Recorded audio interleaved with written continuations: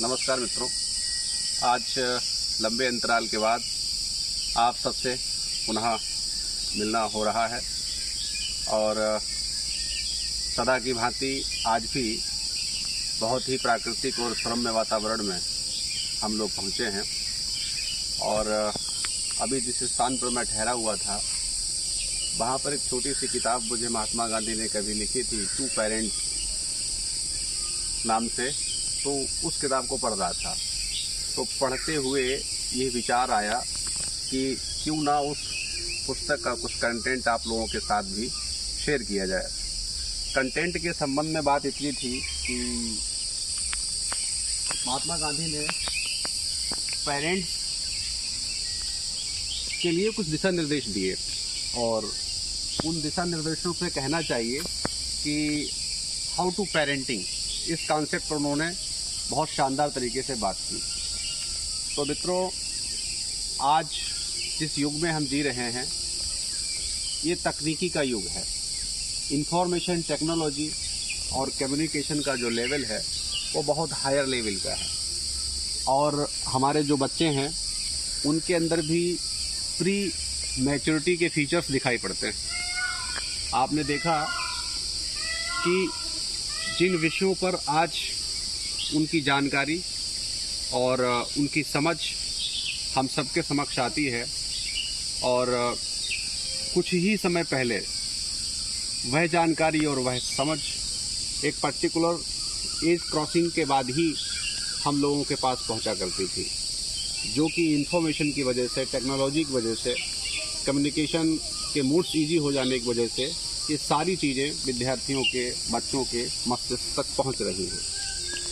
इस स्थिति की सबसे बड़ी चुनौती ये है कि यहाँ पर अभिभावक बच्चों की जो मनोदशा है इसको समझने में कई बार असफल से दिखाई पड़ते हैं, जिस कारण से छोटे छोटे बालक ऐसे अटेम्प्ट ले लेते हैं जिनकी हम कभी भी कल्पना नहीं कर सकते। इस कारण से करना कुछ और होता है और हो कुछ और जाता है। तो इस स्थिति से बचने के लिए महात्मा गांधी के द्वारा लिखी गई पुस्तक की पेरेंट्स आप लोग भी पढ़िए जब भी आपको कभी मौका मिले। जब उस पुस्तक को आप पढ़ेंगे तो आपको ये जानकारी होगी कि एज ए पेरेंट हमारी क्या ड्यूटीज़ हैं। बच्चों को सिर्फ और सिर्फ फैसिलिटेटर की तरीके से हमें नहीं रखना है, बल्कि हम उनके साथ एक बहुत ही गहनतम सह संबंधों को बनाएं और उनके अंतस में, उनके भीतर में, उनके inner part of the mind and body में क्या चल रहा है, इस विषय पर भी हमको गंभीरतापूर्वक विचार करना चाहिए। तब जाकर के हम अपने बच्चों को राइट पेरेंटिंग एंड केयर दे सकेंगे, जिससे कि हम उनको अच्छे नागरिक बना सकेंगे। अब विषय ये है कि आपने देखा कि छोटे छोटे बच्चों में आज इतना इंटरनेट एडिक्शन हो रहा है, इतना बहुत सारी, चाहे गेमिंग रहा हो, चाहे इंटरनेट एडिक्शन हो या उनके अंदर स्मोकिंग हैबिट्स हो, ये सारी चीज़ें डेवलप होती हुई दिखाई दे रही हैं। तो इन सारी स्थितियों और परिस्थितियों से बचने के लिए हमको थोड़ा सा साइको कॉन्शियस होना पड़ेगा। जब आप साइकोलॉजिकली इन सब चीज़ों को देखेंगे और विचार करेंगे तब आप समझ पाएंगे कि हम इन बालकों की जो मनहा स्थिति है, इस स्थिति से किस तरीके से सॉल्यूशन की तरफ निकलेंगे।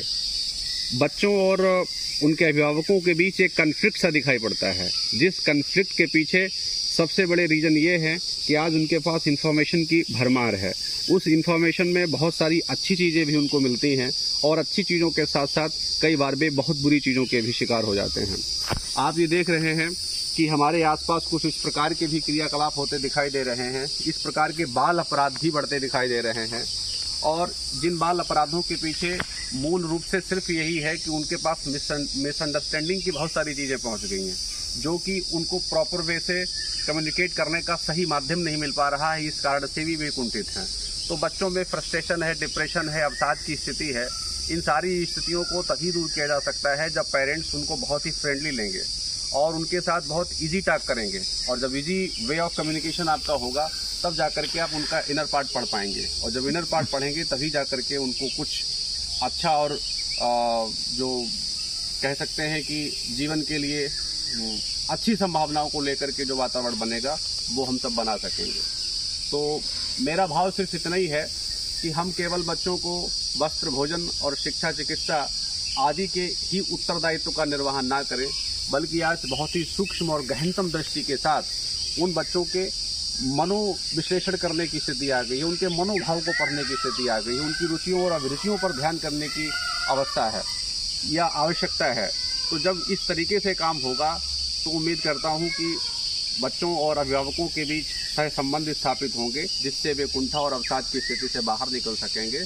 तो एक छोटा सा प्रयास हम सबको करना चाहिए और बहुत ही सावधानीपूर्वक हमें उनकी जो मेंटल टेंडेंसीज़ हैं उनका पता लगाना है। तो आज के लिए बस इतना ही। धन्यवाद।